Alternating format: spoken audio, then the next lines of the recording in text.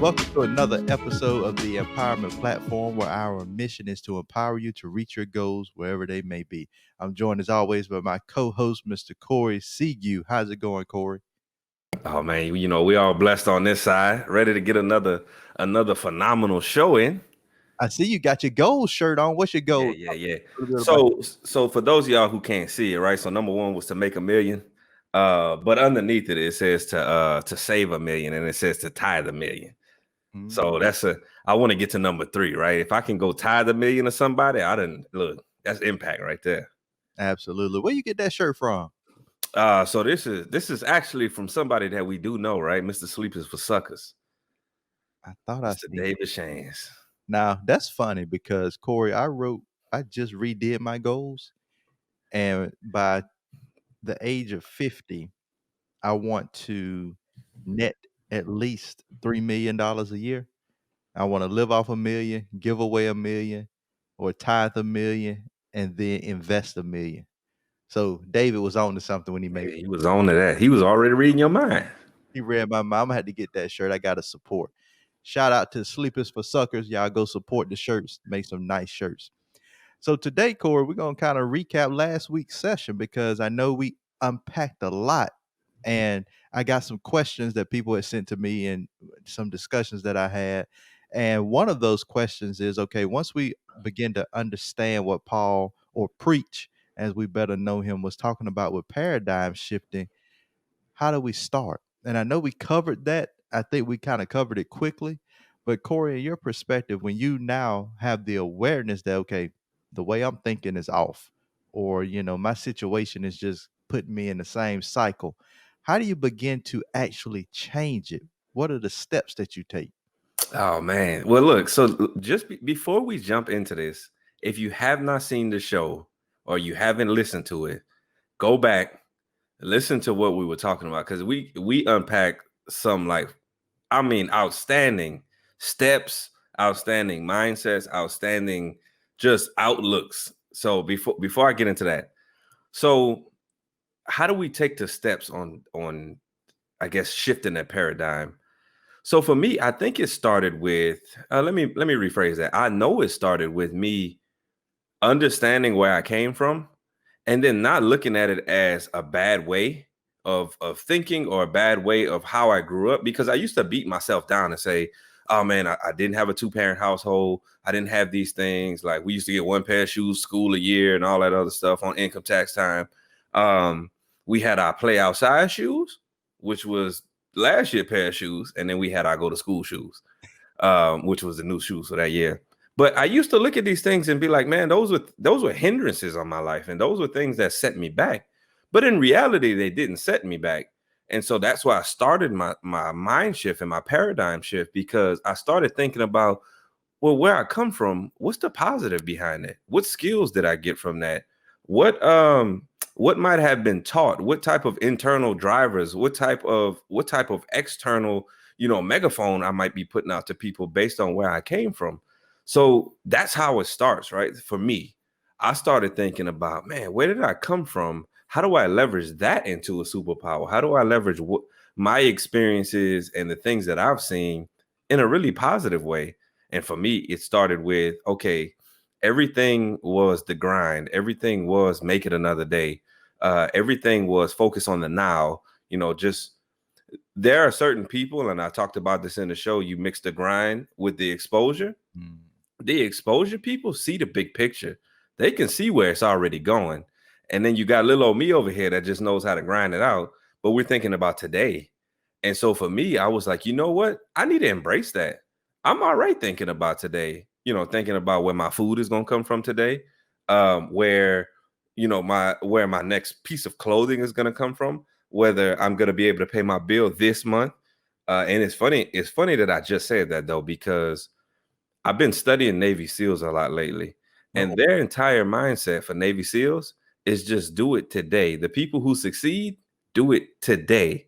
And the people who fail, right? I was listening, I can't remember the guy's name, but he was on,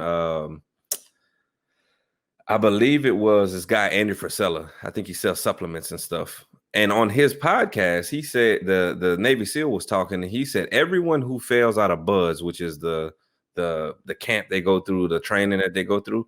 Well, not basic, but Yeah, well, it ain't too. Yeah, I guess it ain't quite basic. But he said everybody that fails out thinks about the big picture. And he was like, when they start thinking about the big picture, that's when people start failing out. He said one of the weeks and buds, they just have to run a mile up and down the beach, there and back. I believe it is, or it might just be there. But he said it's a mile long. I mean, I would assume that any Navy SEAL can run a mile. I'm assuming that any entry level military person, I believe they got to run a mile to get in or something like that, or maybe more than that. But he said the issue is then you start to think about how many miles, how long is this going to go for? Right? Am I going to have to do this for 3 months straight? Am I going to have to do this for 2 days straight, a month straight, whatever it is? And so just tying it back into myself, like those same principles, I focused on the now. And I was like, you know what? If I'm really good at focusing on today, that's a superpower. There's nothing wrong with that. And then that's when I started to run with it. So I'll say that's really where it starts. Understand where you came from, how to leverage that into the real superpower that can come from you. I like the military, and I'm gonna stay there with you. That example, and I noticed that you had mentioned in another show you had bought a 400-pound tire and a sledgehammer, and now you're Yes, watching the Navy SEALs. I'm gonna have to watch out. Be careful. sir. We training. Be training. So when you think about the military, and this can go right with paradigm shifting, when you enter basic training, the goal is to break you down mentally, physically, and the purpose is to build you back up. So to get rid of the bad stuff, the bad habits, the bad diet, the bad thought process, all those negative things, you get broken down and then you're built up into structure. You're built up into eating healthy. You're built up into moving quickly. Now, when we talk about the Navy SEALs, that's a whole process started over again. And it's more mental training than physical because all of those guys are in shape. They're all physically ready and prepared. But can you do push ups for 10 hours straight in the cold with the beach water running up under your legs? You get sick, man. What is his name? David Goggins. Can't hurt me. Shout out, Man, get that book because man. he is telling you how through that training, breaking fingers, spraining your ankle, those types of things you deal with, you just tape it up and you keep on moving. It's a mental thing. And so when we talk about paradigm shifting, it's all mental. Your environment does impact you, yes. But like Corey said, how are you looking at that environment or that environmental impact? Are you looking at it as, woe is me? I went through this hard time. We didn't have a lot coming up. All I had to do, all I could do was grind. Or have you shifted your paradigm and say, you know what? Being able to grind, that's what most people lack. That's what most people don't have. They don't have that get up. They don't have that go and get it. They don't have that ability to see the now and push themselves to get further along. So I think, the grind is one of those things that a lot of people are missing. The execution piece is what a lot of people are missing because they're dreaming. When you can dream when you're comfortable. And there's a movie on Netflix, Beast of No Nation. You seen that, Corey? Oh yeah, I have. I have. So when you think about civil war in a country and you think about child soldiers and then you look at children in our country complaining about not getting a PS5, it gives you a different perspective. And I think when the way I would start shifting the paradigm is start looking outside of myself. Is my situation really that bad? And they say, well, it's relative. Whatever you going through it. I don't honestly, Corey, I don't believe in that. I don't believe that's true. Me complaining about, and they call it first world problems, me complaining about my coffee getting made wrong is different than a child, whole family being killed, and now they enrolled into a child soldier situation. It's entirely different. It's not well, my situation is bad to me, so I have the right to complain. No. Another thing that I'm gonna kick it back to you because I want to hear your perspective on Beast of No Nations and just that whole mental. Another thing that I took from that movie was the very beginning when they were running around trying to sell that TV, and there was no TV, but it was just a screen, and they were flipping the channels and making the show up. Man, out in our country, people have TV, and like Paul said, like Preach was saying, that television to get a vision. You're living through somebody else's story. You're following them, you're watching them, you're getting excited about what they're doing. These kids didn't have a real TV. They had a screen and they were creating the show. So it took some imagination, it took some dreaming, that took some ingenuity, and they were able to sell a broken TV. Nah, and that's but check this out. And I'm glad you brought that up because I wasn't even thinking about that. So there's a theme in that movie that I took away from it. And it goes along with what we're talking about. I realized that me living for today is because I don't have a choice.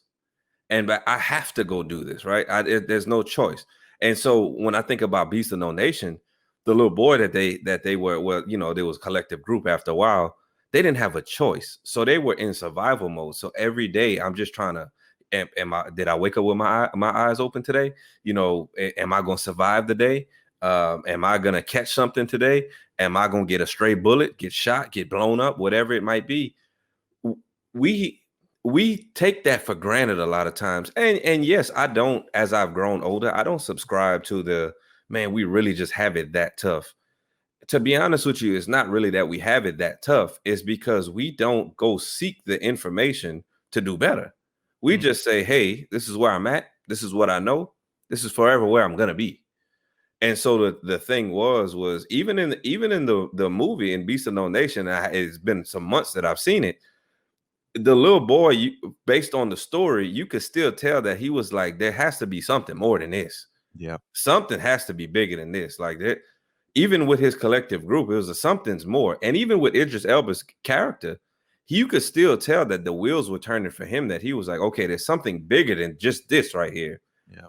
And what we don't do with ourselves is think about there is a bigger picture, but I still have to bring myself back to the now. How do I survive the day? What small steps do I need to take? Because on the inverse, a lot of people freeze up and they say, this is the big picture. This is what I'm trying to do.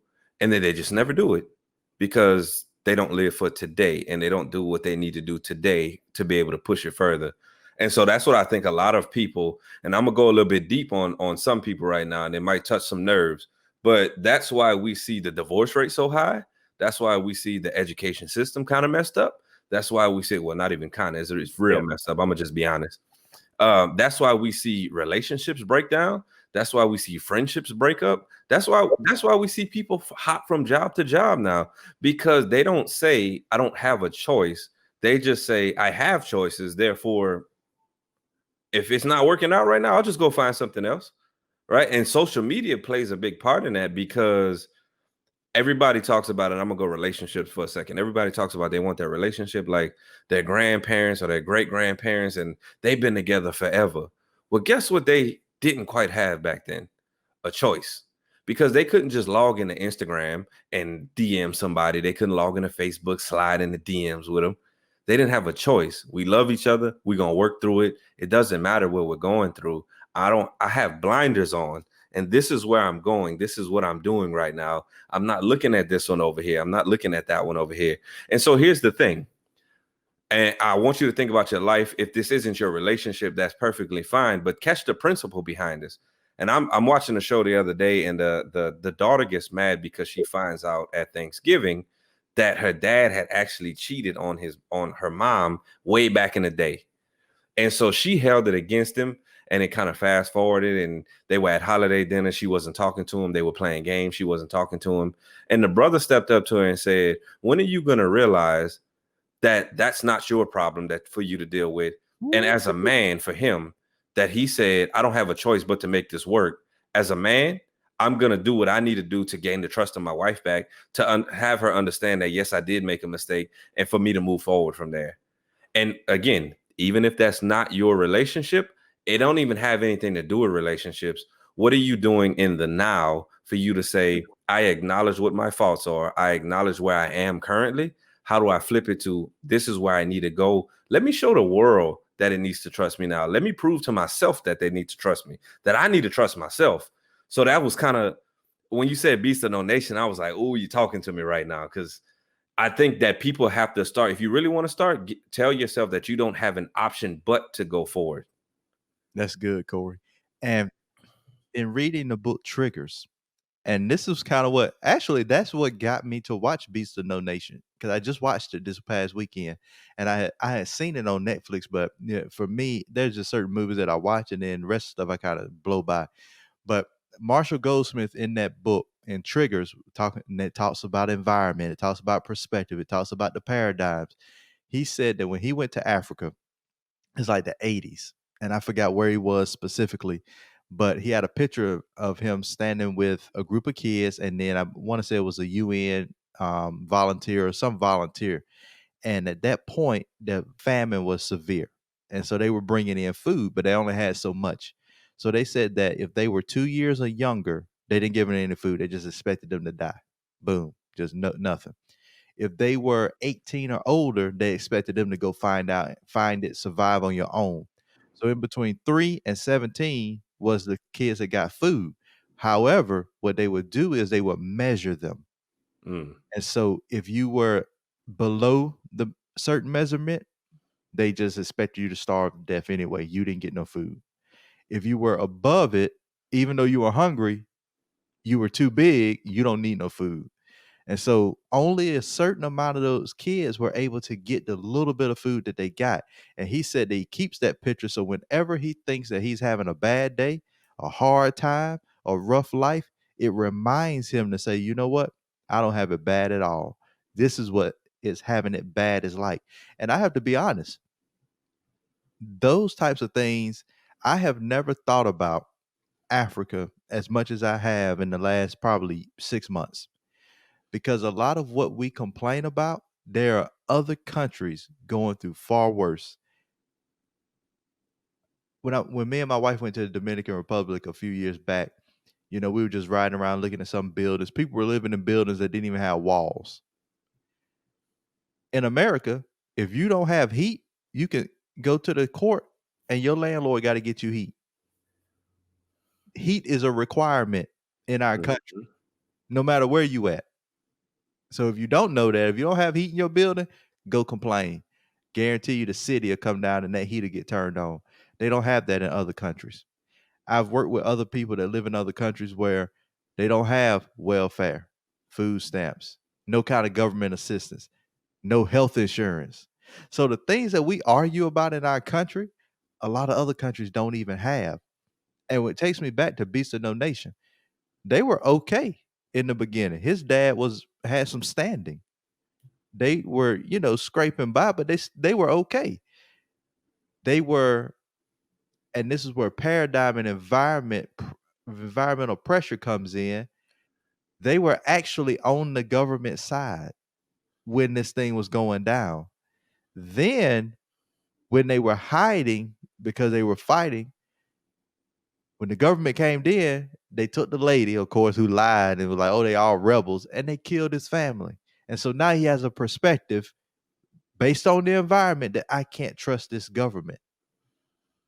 And then he was able to get wrapped up and, his reprogrammed and put into that child soldier stage. But like you said, Corey, he knew all along that something had to be different because he did have a different example.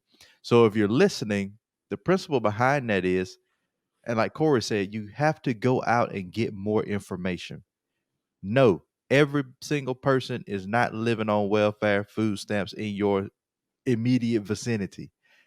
You may be in the projects right now, but that doesn't have to be your final destination. Les Brown said that when he went and talked to that teacher, and he said, "Work this problem out," and he told the teacher, "I can't because I'm retarded, sir. I'm mentally educable retarded." And he was like, "Don't ever say that. You can be more." So in order to break down your paradigm, talk to yourself and sit in some space and really get into the crutch of what am I thinking about myself? What is it that I see around my surroundings? And are there people that I know that made it out? Because Corey, I want to ask you about that because that's something confusing to me. And I've heard other people say it. Well, I'm stuck in this situation. I can't get out. There's no way out. I'm just, I got to live. I got to do what I got to do. And I just got to do this and survive. But there's always people that come out of these projects, these neighborhoods, and they become successful. So how is it that we all know who LeBron James is? We all know where he came from. We all know his situation, his background, but then there's still people that say, well, it's just is what it is. There's no way out. Yeah, I just think that those people they don't have that bite to them. And so by bite, I mean they don't have that want to. And it really boils down to that. Think about every successful story that we hear about. 98% of them is because they came from the gutter. They came from the bottom of the bottom and then rose up to something big, right? Even if you want to think about privileged people or something like that, like a lot of people talk about Jeff Bezos and how much money he has. My man was working out of a little however many square foot office or something like that by himself. There's a picture that shows in the corner he wrote Amazon down on a paper. Like that is that is phenomenal to think that, or I should say, I can't even think about the word right now. It's crazy to think that that's still his story, though. You came from an office where you wrote down Amazon yourself, and now I pretty much don't order anything except for Amazon stuff. Bingo. And so if you think about it, there's different levels to where people come from. Maybe it is sports. And one of my old high school coaches, we talked about this before. Yeah, if it's sports, there's sometimes where it's just, in sports, you're just not built for what they're looking for. And I get it because that's the nature of the beast. Right. But the majority of things that you can accomplish in life have nothing to do with your physical attributes and honestly don't have anything to do with your current mental state. And by that, I mean, you can change your mental state to say, okay, I'm going to start to learn. I'm going to start to listen to podcasts. I'm going to start to read books. I'm going to start to get coaching. I'm going to start placing myself around some people who are actually doing. And so there's a lot of people who they just concede to the fact that, oh man, this is just where I am. This is just what I have for in my life, because they don't go get the info. And honestly, through reading books, I just finished up Ray Dalio's Principles today. And through the reoccurring theme throughout the entire thing was I got here because I went get the knowledge. We always clown about, joke around about Master P. Master P got to where he was because he went get the knowledge. Went and got it. Right. Like there's all these people, again, the Navy SEALs that we're talking about, they went, let me not say they went get the knowledge, but in a certain sense, they did get the knowledge because they brought the knowledge to themselves to understand that this is what it takes for me to get through this day. Exactly. Right? This is what you're telling me to do. This is therefore I need to take these steps to get through the day. Like I'm looking at my books over here. There's so many books that I've read so far that the reoccurring theme is I just want to get the knowledge. That's it. The difference between me and you is one, I did it, and two, I went find someone who could tell me how to do it better. That's it. And people are making this rocket science, to be honest with you, Tyrus. And I'm man, let me not even get on a tangent about that. Y'all, if there's nothing that you get from this, start and then go get the knowledge on how to do it better. And so I'm glad you brought Master P up, because we do joke about Master P a lot. And Master P just saw, and maybe that's something that we need to discuss with the paradigm, the vision, the want to see your circumstances and then to get out. And so is it possible that some people are just so trapped and broke down and they're feeding themselves a cycle of information that they just don't see the way out, even though it's staring at them in the face? Because when I think about Master P, he grew up in the projects, everybody around, and then he had to get out. So he had to move. And when he moved it, he didn't blow up. He made some garbage in the beginning. And then he needed to figure out also, how do I make real money after this? He saw that Michael Jackson owned some rights and Michael Jackson had a lot of power. So he was like, well, I need to talk to Michael Jackson's attorney. Hey, you want to talk to me? It's 25 G's or however much it was to even have 25 G's to have a conversation. Master P said, I ain't have that.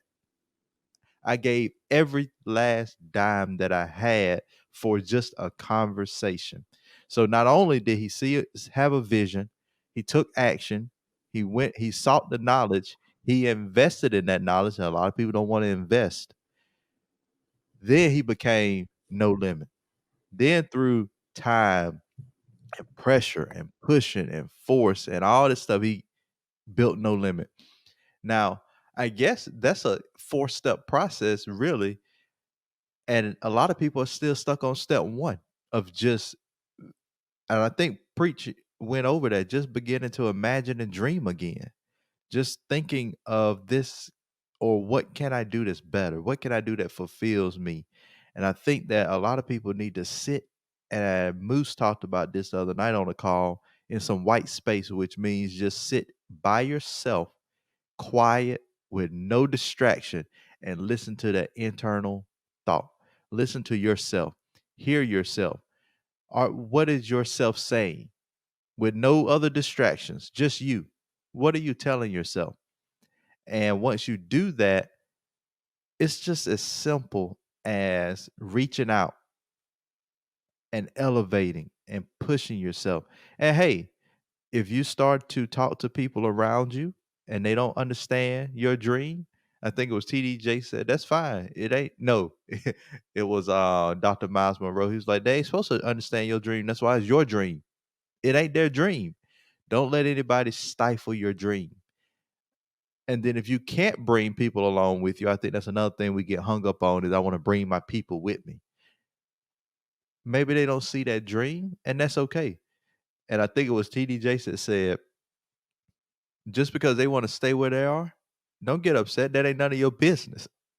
It's their business what they do with their mental, with their prep, with their time, with everything else in their life. It's not up to you.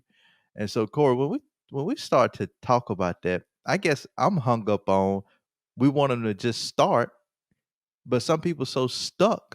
How do they even just start? What do they need to do in order to start? Yeah, and so I talked about this yesterday. Matter of fact, I want you to get 1% better every single day. I don't even care what it is. It could be cutting grass, it could be typing papers, it could be speaking, it could be with your kids, it could be cooking. I don't care what it is. It could be making a bed, right? The admiral that gave that commencement speech, he said, just make your bed first. You just need to get 1% better every single day, because most people, if you think about it this way, you're not getting better every single day at something. You're not intentional at doing something. So if I said you could be 365% better in a year's time than you were last year, most people would say, yeah, absolutely. I would take that. Now we can go into compound interest and some other stuff that we can talk about, because as you're getting that 50%, you're still actually making yourself way more than 1% better at something, but just get better at something. So I want you to think about this. Sit down for 30 minutes a day. What is it that you want to learn? Is it finances? Is it how to make more money? Is it how to type papers? Again, I did the same thing. I used to be trash. I am twice published in medical journals. I used to be trash at writing papers. Clearly, the doctors didn't think I was, but I had to sit down and I had to learn how to write. I went to classes. I asked one of the doctors at the time. I said, "Hey, can you send me to this business writing class?" And then he taught me, like, that class taught me, okay, what's the verbiage they use on all this other stuff. Right. But I sat down, and whether it's YouTube, you can go to Udemy. When I was growing up, we didn't really even have Google like that until I hit college. For the most part, I didn't even have Google like that. I didn't have YouTube. But there's so much of an availability of knowledge out there. So I was talking to a friend of mine the other day, and they wanted to start a mobile bartending company. And I was like, okay, cool. I don't know anything about bartending. I went to YouTube, I typed in mobile bartending and found like 40 videos that said how to open it. I'm saying that, and I'm trying to give you something practical that you can take with you. Just sit down, go on YouTube, Google that. You can go on a lot of these Ivy League school stuff. Maybe you can't even afford school. You can go on a lot of these Ivy League school sites, and they'll let you take the course just for you to get feedback. You're not enrolling in the school. They may not provide you with a certificate or anything like that. But think about this. Do you really need a certificate to get out of the situation that you're in? So if Cornell gave you some information that can change your life, do I really need a certificate? I'm not worried about what the end result, the value, or the materialistic thing that I could show people. Yeah, I went to Brown or I went to Harvard or something like that. I ain't worried about that. My life changed though. There's so many different courses. You go to Udemy and pay like $20 for a course to learn something. There's so much information available now that you have to just you literally, and that's why I'm so passionate about people just starting, is because you literally just need to start and then say, okay, I have an idea how to get better at X. Go on YouTube, go on Udemy, go on Google, and start to search how these things are done. There's a lot of knowledge, right? Here's the thing. If you want to put your money where your mouth is, get a coach. And sometimes getting a coach, you could either be paying $10,000 if you got it like that. You could be paying $300 if you got it like that. It could be free, because a lot of my coaches, when I first started, a lot of my coaches were my peers. A lot of my coaches were maybe this manager that I met at work, or somebody who, honestly, somebody who might not have. I was in college at the time, and I was getting kind of quote unquote mentored by other people who had never been to college, but they had some information for me to learn how to pivot in life, for me how to move in life. Granted, you have to be careful about this, because not everybody's built to be a mentor, and not everybody has your best interest in mind. However, again, take from this, there's an availability of knowledge for you to go get. You literally just have to take the step and say, okay, I have this idea of what I may want to get better at. YouTube. I have an idea of what I may want to get better at. Let me type it on Google. The how to insert whatever it is, and then you'll have all these articles pop up. To be honest with you, Tyrus, there was one day I was in college and I was like, how to not be broke no more. Yeah. And no lie, a lot of these things popped up that was like how to save money, how to invest your money, how to start such and such bank account, how to deal with the stock market, those types of things. And literally, I was just like, how do I not be broke anymore? And I got the answer for it. But those answers start to compile, and then all of a sudden, 30 days, 60 days, 90 days, people are gonna start being like, oh man, you really been moving. But in your mind, you may feel stuck. But you have to I always say, put 2 feet on the ground. You got to put the 2 feet on the ground, figure out what it is that you want to do, what you want to get better at that day, and then literally just go do it. It doesn't have to be perfect. Just go do it. And yeah, definitely when you walk through that step, let's take it, let's break it down for the people. So if you're feeling stuck, if you're feeling like you just cannot get out of the position that you're in, we challenge you today to start somewhere. And that start somewhere is with 30 minutes of reading per day. And don't tell me you can't afford to buy no books, because if you have internet on your phone, you can go to YouTube and listen to all type of books. You can go to your public library. I think library cards are still free for the most part. And you can get a book. Almost any book that you want to get on any subject, you can get out of the public library. And so we challenge you to start reading 30 minutes per day. Just read, because a lot of times when we're looking for things or looking for information or data, there's a lot of data on the internet, and then there's a lot of data hidden in books too. And you can go and gather that information to open your mind, because Les Brown said when your mind is expanded and you put new knowledge in there, there's no way you can go back to the old you, because you know there's something different out there. Step 2, if you can't afford a coach and you don't have a mentor, get you an accountability partner. Someone like-minded, because like Corey said, you got to be careful. If I don't want to drink, my accountability partner can't be an alcoholic. It just don't make sense. At all. Get an accountability partner that is going to hold you to a specific standard. And that standard doesn't have to be high. It just has to be, I want to get, like Corey said, 1% better every single day. Am I doing 2 push-ups every day like I said I was going to do? And there has to be some incentive. You got to be committed. And here's what commits people. When you spend money, that's why a lot of people, they make drastic change when they hire coaches, because now you're paying for something and you got to get that return, or you're just at rock bottom, dead broke, and you don't want to live like that anymore. I encourage you not to go rock bottom. Don't get broke. don't put yourself or your family in a situation to where you're at the very bottom when you can begin to make these small incremental changes that will compound over time every single day. Utilize the internet to your advantage. We have our clients go through the 168-hour exercise. And what that exercise basically does is it takes your 7 days in a week, the 24-hour day, and it has you break down what you do every hour of a day. Why do we need to do that? Because a lot of you that say that you don't have time, you wasting a lot of time.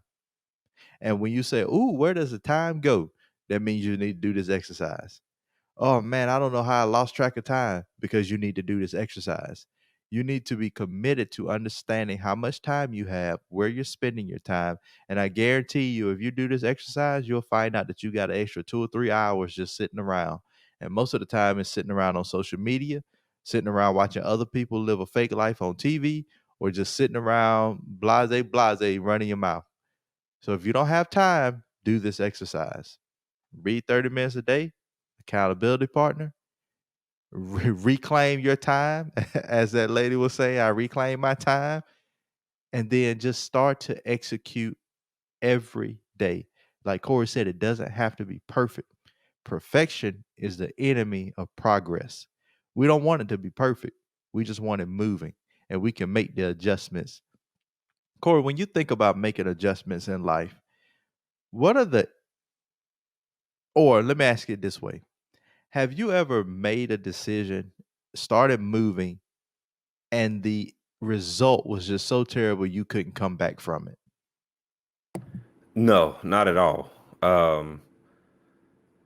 I got one thing for y'all before I get into that, right? So we talked about reading books. I'm gonna give y'all this game real quick because I never used to like reading books. Literally. So, and I tell this to a lot of people. Think and Grow Rich by Napoleon Hill changed my life. Woo, that's a good one. Changed my life. I literally took every single principle in there and implemented it. Like I just needed to know what was in it, and then I needed to go do it. So here's the thing. For the longest time, and one of my best friends bought me this book. Um, I didn't want to read the book because I said, "Ooh, that look a little thick." It's realistically not that thick. Once you actually start reading books, it's not that long.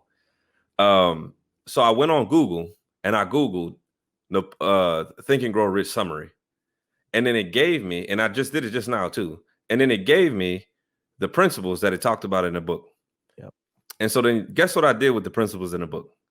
So, and I'm gonna read off some of them: positive thinking, faith, auto-suggestion, imagination, organization, decision-making, persistence. I then went to Google and I just did it just now just to make sure that it still works and I'm not giving y'all something that's not on Google no more.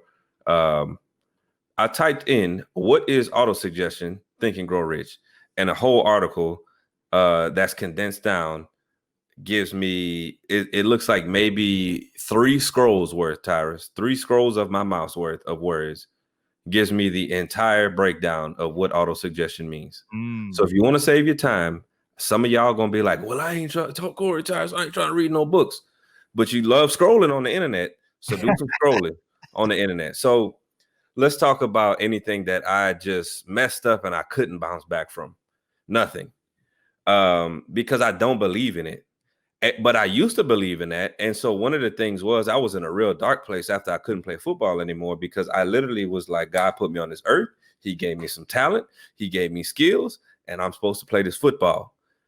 And so what I thought was the end of the road was just the beginning of a journey, because me being ruled ineligible by the NCAA was the best thing that I could ever do in my life. No knock to any of my teammates, to anybody that's trying to be a high school coach, college coach. And I got a lot of friends that's on the grind, but I just believe that there's a little bit more gift to some people than just being a high school coach or just being, a mentor for some young men. You can do that, by the way, but there's a bigger gift for you. And that's what I mean by that. But what I see is a lot of people got frozen up. A lot of people went one direction because that's the only thing that they ever explored was football. I think we talked about this before. I had an old teammate of mine playing Arena Football League and was homeless because he was like, well, I'm just trying to make it. I'm like, my man, he's like 3 years older than me. So I'm like, my man, you like 33, you still trying to play football. It might be time to pivot. But again, that's all. If that's all you know, that's all you gravitate to. So the best thing that ever happened to me, I was forced. Again, I did not have a choice to go figure out what else life had to offer because football wasn't it anymore. I didn't have a choice but to go figure out. And part of my story is I wrote a letter to my mom when I was 16, and I was like, I'm gonna make you proud, i.e., by making her proud. She I told she wanted me to graduate from college because he said, I wish one of my sons, I want to see them walk across the stage one day. That was gonna be me if it wasn't gonna be my other brother. So I made it personal for myself. But I couldn't just be, well, I guess I'm just going to graduate or just eventually one of these days I'm going to walk across the stage. That's not how you get to a goal. I said, okay, what is my skill set? What am I doing? What degree, what thing may push me in the right direction? And so I sat down with a lot of counselors. Shout out to Adrian. He used to be my not a guidance counselor, but like the class counselor, whatever that would put on the right track.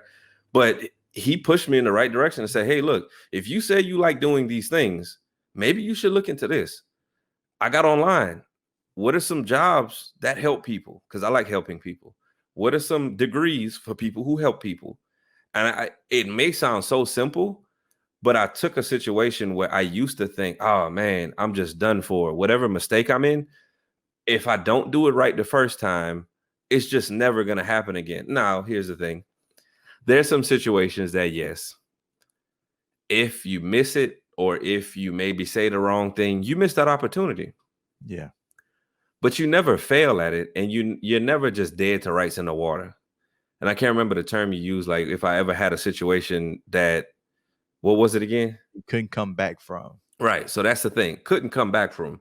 There's realistically nothing that you can't come back from. Bro, we have people out here that literally have died that have come back to life. That's If true. they can come back to life, you can come back from whatever situation happened. Somebody told you something wrong. You might have failed the class.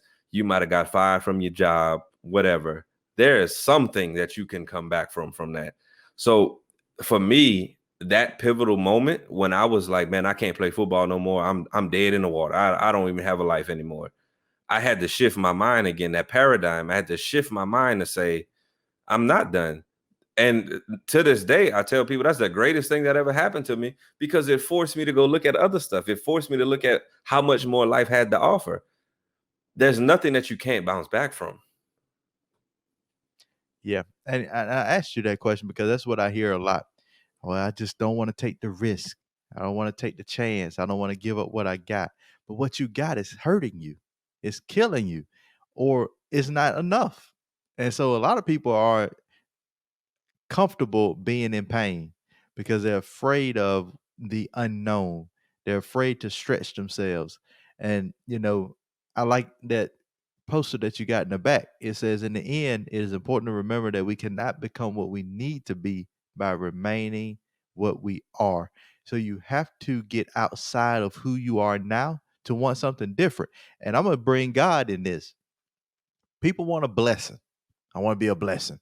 I want blessing from God. I want to change my situation, rescue me from my circumstances. Why? So you can go and be the same person that you are already and throw those blessings back in God's face, because that's essentially what happens.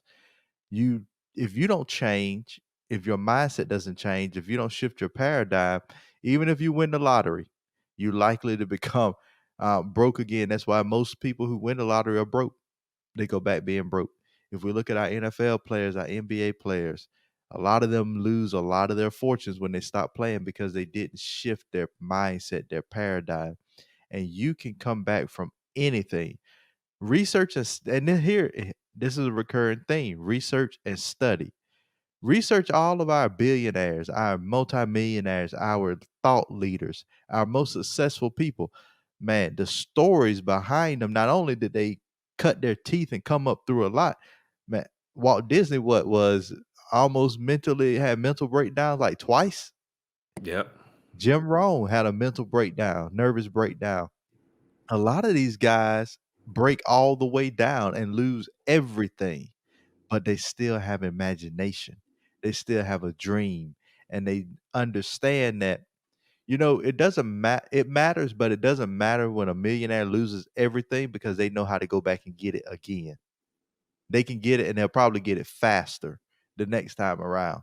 So they may take those, I call them unnecessary risk, or the market may tank. Things change. Their external environment, your external environment will still impact you. But what is it that you're going to do about it? You can lay around. Jim Rohn went broke. He could have laid around, and then we won't be talking about him today. We won't talk about all the great things he said, all the people that he's trained. We won't know Tony Robbins. If Jim Rohn let going broke and mental breakdown and stress and all of that take him out and he quit, we wouldn't know who Tony Robbins is.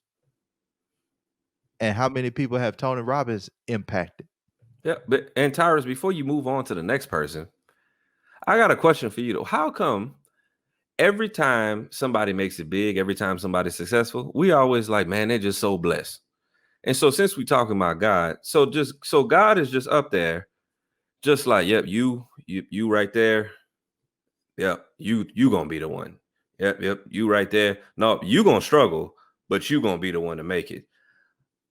But there's a common theme behind it. So the question I have for you is, how come the people who are successful, whether that's financially or internally, internally wealthy, how come they're the ones that are blessed, but I always see them working on themselves? See, that's a good one. Now you're gonna have us both get knocked in the head by the ultra religious because God controls everything. Now, what God has done is He has planted something inside of every single individual, a purpose. And that purpose is to get Him glory. Now, what happens is there are some of us that go and we serve in our purpose and we use the skills that God give us and we utilize those things and we reap the fruit from it. Does that mean everybody going to be rich? No, it doesn't, because that's not everybody's calling and everybody don't want to be rich. That's the thing. Not everybody wants that life.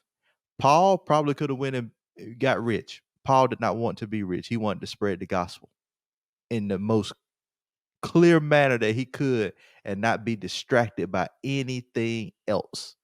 Could he have sat up, pulled up a temple and got some money? Probably so, but he had a choice. A lot of people who sit back and say, well, they blessed. You blessed too.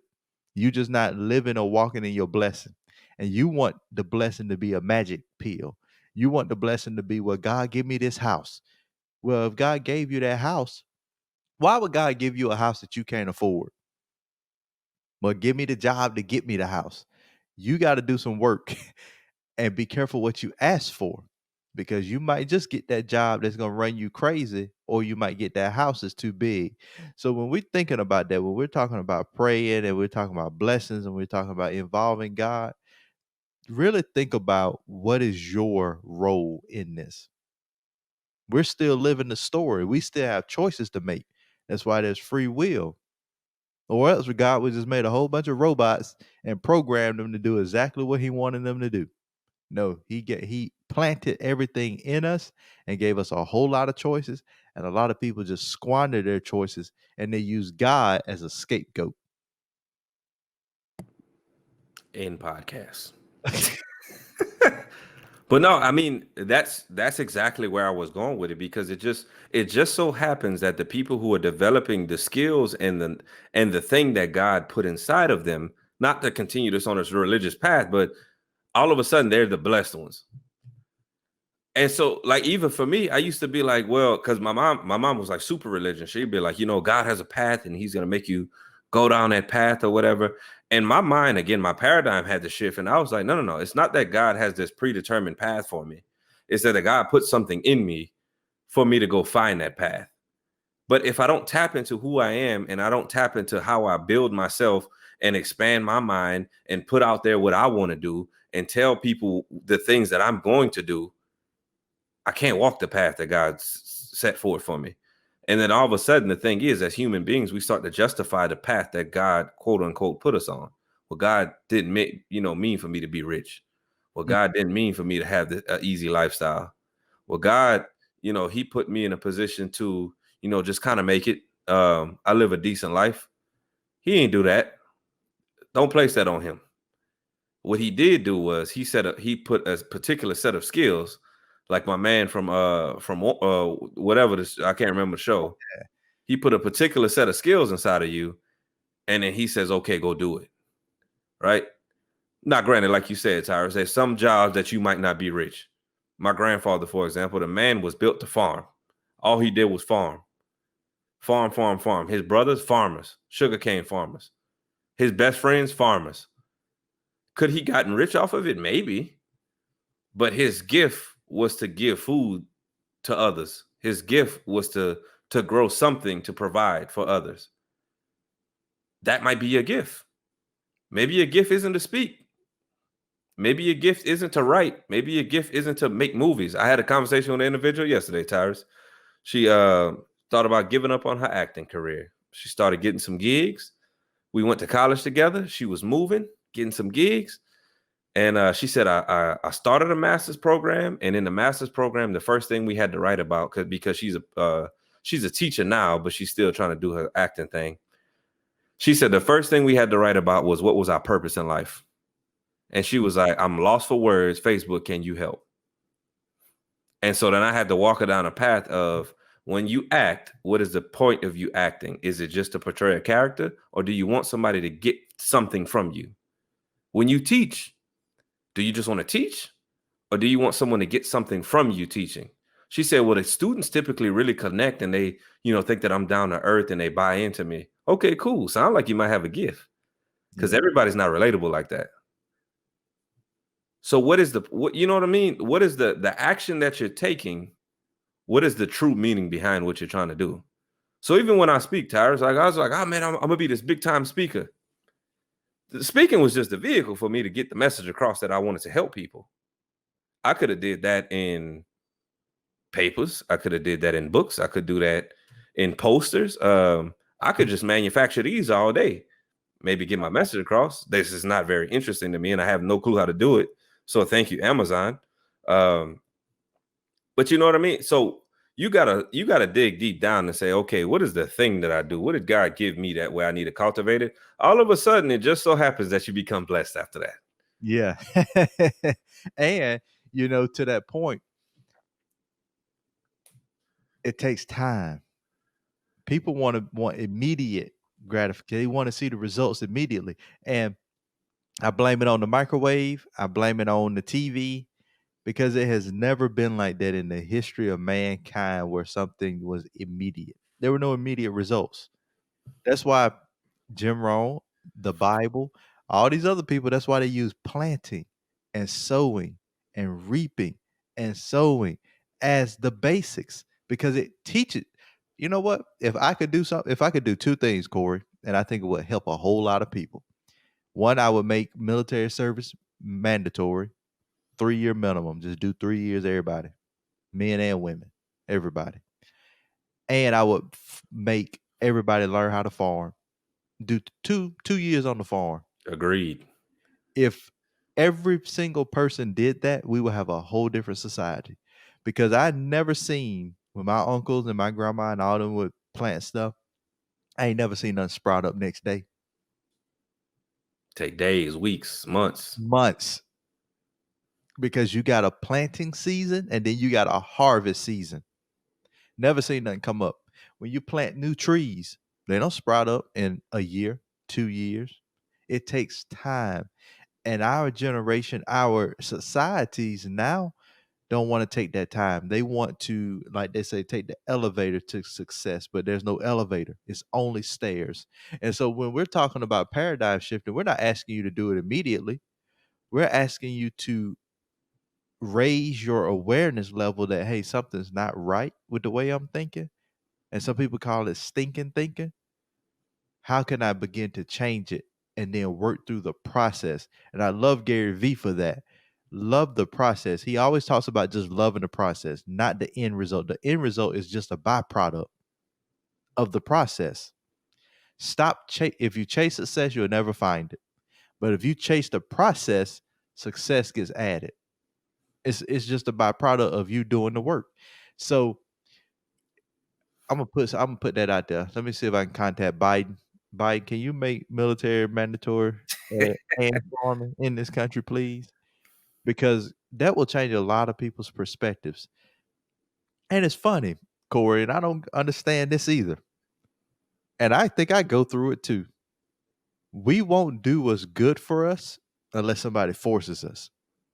I don't know how many people say, and I've seen, well, I just can't do this and I can't eat healthy or I can't. But when you have a heart attack, some people start changing All of a sudden, the salads every day. every day. When you go in the military, all this stuff that you couldn't do, all of a sudden you can do it because somebody's forcing you. We got to get to a point in our life where the force comes from inside, that it's an internal force, that it's a I want to be better for me and I don't need anybody forcing me to do it. Because once you start down that path, you will reap the benefits. There are benefits to getting up early in the morning. There are benefits to making your bed. And you might say, Tyrus, what's the benefit of making your bed every single day? It builds a habit. It builds consistency. It shows discipline. And it's a fact that the way you do one thing is the way you do all things. So if you start a lifestyle of discipline, consistency, determination, great habits, it will transfer into every different aspect of your life and you won't be stuck. And that's why the admiral was able to get up there and say, all of this started because I made my bed every morning. And people are like, what? That's crazy. But they don't make their bed every day. So as we get ready to wrap up, Corey, what are some things that you do consistently? Oh man, so every single day I input some type of knowledge into me. And I'm gonna kind of give you my routine. So every day I input some type of knowledge, whether that's something from YouTube, a podcast, my Audible, or maybe me cracking a book open, or it could just be a conversation. I need to identify where I extracted something that I learned from that day. Um, so that's me always pouring into my mind every single day too, because and I was gonna bring the assessment up on this. Everything that I do too, I want to make sure that I pour it into myself that day, not just mentally, but I did something that drives me. Is it helping somebody out? Mhm. Is it leading someone, helping lead a group somewhere? Is it and these are some of the things. If you haven't taken the assessment, let one of us know. But um I want to do something that energizes me for the day. And I'm like, okay, my fire is lit and I'm ready to go. Um, and then the final piece is I just make sure that I move. There's times where, yes, I'll sit down and watch TV. There's sometimes, I might even play some video games or something. But I make sure that I've done something that day, right? And I didn't just get up and go through the motion. Is it working out? Sure. Maybe it's I worked on a project or something like that. Maybe it's I worked on something for my business. Like it has to do something that I've said, okay, I've done something for the day. And if I can hit those three things every single day, my day is complete. Now, here's the thing. You may say, well, how do you measure that? Or I should say, how do you know that that actually works? Oh, I'm here today. And there's a lot of people that come to me and they say, oh man, let's say as far as taking action or doing something, right? They say, oh man, it just seems like you're always getting stuff done. Well, I make it a point to get something done every day. Mhm. They say, oh man, it just seems like you're so helpful to other people. Well, I make it a point to help someone every day. They say, oh man, well, it seems like you're so smart in all these areas because every day I pour something into myself and it's an accumulation of everything that I've ever learned over the last however many years. So as long as I can keep doing those, when the time arrives, and I don't know who said this, but I heard it from Ti on a TV show one time. He said when it was something like the when opportunity meets basically your readiness, pretty much. I can't remember what witty way he said it. When the opportunity meets your readiness, that's how you succeed. Mm. So if Yeah. you stay ready, you ain't got to get ready. Right, right. That's good. Those three things keep me ready at all points in times. Stay ready so you don't have to get ready. What do I do as far as my daily tasks? One, I'm gonna make the bed up. If I don't make it up, my wife is gonna make it up. It depends on who's moving and who's moving faster. But every day I'm gonna make sure that bed made up. Then I'm going to journal because I need to get my thoughts out, how things went. This is how I make the adjustments. I read a chapter of a book every day, and then I watch a personal development video. It doesn't have to be long. It could be sometimes it's 10 minutes, and then sometimes might be an hour. But I watch a personal development video every day. And like Corey said, I try to move every day, exercise. I would like to get in a quick hit workout and then get on the elliptical for 20 minutes. Do that every day. That's read, journal. I join accountability calls every day, 5 days a week. And then there are two that's on the weekend too. I might not hit those, but 5 days a week I'm getting on the accountability call. So I can hear other like-minded individuals that want similar to me or that's moving in the same direction so I can have that reinforcement. What else I got? Oh, how do I keep track of it? I keep it in a planner. I write it down.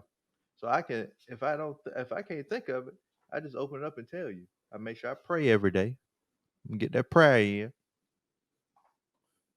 And I'm gonna read one chapter of the Bible every day, at least one chapter every single day, and that's my routine. Those are my things that I do every single day, and then I get my work day, my task day, my business day, my everything else day after that.